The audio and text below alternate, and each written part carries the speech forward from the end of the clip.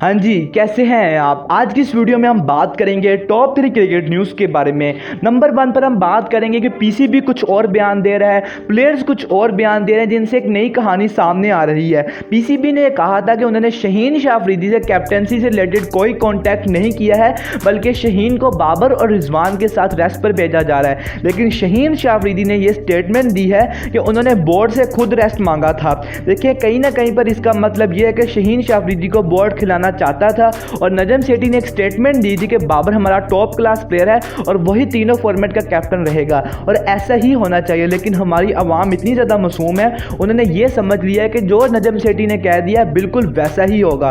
देखिए, नजम सेठी सियासी बंदे हैं, सहाफ़ी बंदे हैं, उनको पता है कि कहाँ पर कैसी स्टेटमेंट देकर लोगों के दिल जीतने हैं। अगर नजम सेठी बाबर आजम के इतने ज़्यादा सगे हैं तो जो बंदा हर वक्त ये कहता रहता है कि मैं बाबर को कैप्टन रहने नहीं दूंगा, हर वक्त वो बंदा बाबर के खिलाफ ट्वीट्स करता है, तो रमीज राजा ने उसके खिलाफ बैन लगाया हुआ था कि आप ग्राउंड के अंदर नहीं आ सकते, आप प्रेस कॉन्फ्रेंस के अंदर नहीं आ सकते। तो नजम सेठी ने उससे क्यों बैन हटाया और क्यों उसको प्रेस कॉन्फ्रेंस के अंदर आने की इजाज़त दी। मोहम्मद हफीज़ ने एक स्टेटमेंट दी थी कि 2014 के वर्ल्ड कप के अंदर नजम सेठी ने मुझसे कहा था कि शाहिद अफरीदी को टीम से ड्रॉप कर दो, जबकि मैंने ऐसा करने से इनकार कर दिया, जिसके बाद मुझे कैप्टनसी से हटा दिया गया। अफगानिस्तान के खिलाफ जब स्क्वाड अनाउंस होना था तो अब कुछ स्टेटमेंट्स आई थी, जैसे कि रिजवान की एक स्टेटमेंट आई थी कि वो रेस्ट नहीं लेना चाहते क्योंकि उन्होंने न्यूजीलैंड के खिलाफ टेस्ट सीरीज़ के अंदर रेस्ट ले लिया था, अब वो बहुत अच्छी फॉर्म के अंदर है और वो खेलना चाहते हैं। जबकि बाबर की भी एक स्टेटमेंट आई थी जो कि समा न्यूज़ ने भी पब्लिश की थी कि बाबर आजम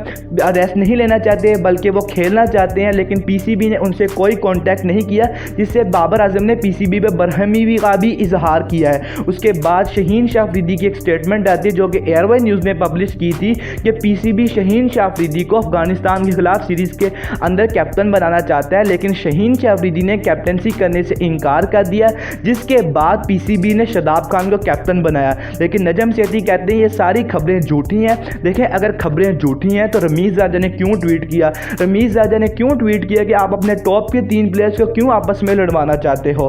अगर खबरें झूठी हैं तो शाहीन शाह अफरीदी ने क्यों ट्वीट किया। अगर खबरें झूठी हैं तो तनवीर अहमद को किस तरह 1 महीना पहले पता था कि शाहीन को कैप्टन बनाने की कोशिश की जाएगी। अगर खबरें झूठी हैं तो नजम सेठी जाके एयरवाई न्यूज़ समा न्यूज़ से पूछें कि आपने किससे पूछकर ये खबरें पब्लिश की।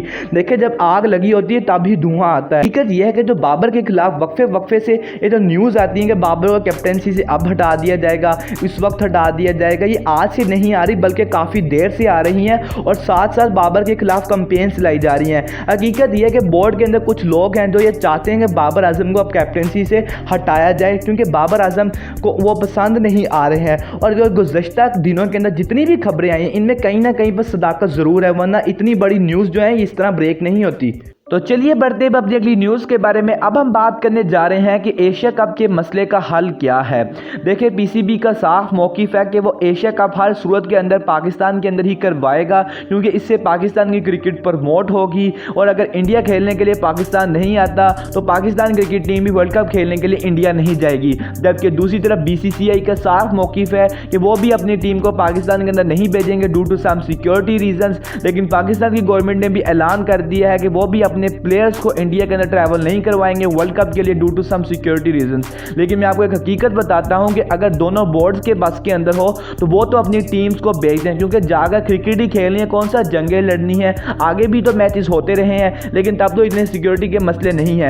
वजह यह है कि जब तक दोनों बोर्ड्स के अंदर सियासत इन है, पाकिस्तान वर्सेस इंडिया के मैचेस होना बहुत ही ज़्यादा मुश्किल है। इस मसले का एक ही हल है कि कुछ इंडियन गवर्नमेंट्स के बंदे बैठें और कुछ पाकिस्तान की गवर्नमेंट के बंदे बैठें और मिलकर इस मसले का हल निकाल लें। लेकिन जब तक क्रिकेट के अंदर सियासत इन है, पाकिस्तान वर्सेस इंडिया के मैचेस होना बहुत ही ज़्यादा मुश्किल है। लेकिन दूसरी तरफ जय शाह साहब अपनी सियासत चला रहे हैं बीसीसीआई के अंदर बैठकर, उनको चाहिए कि वो अपनी सियासत को दूर रखें क्रिकेट से, तो बहुत ही अच्छा होगा दोनों मुल्कों के फैंस के लिए।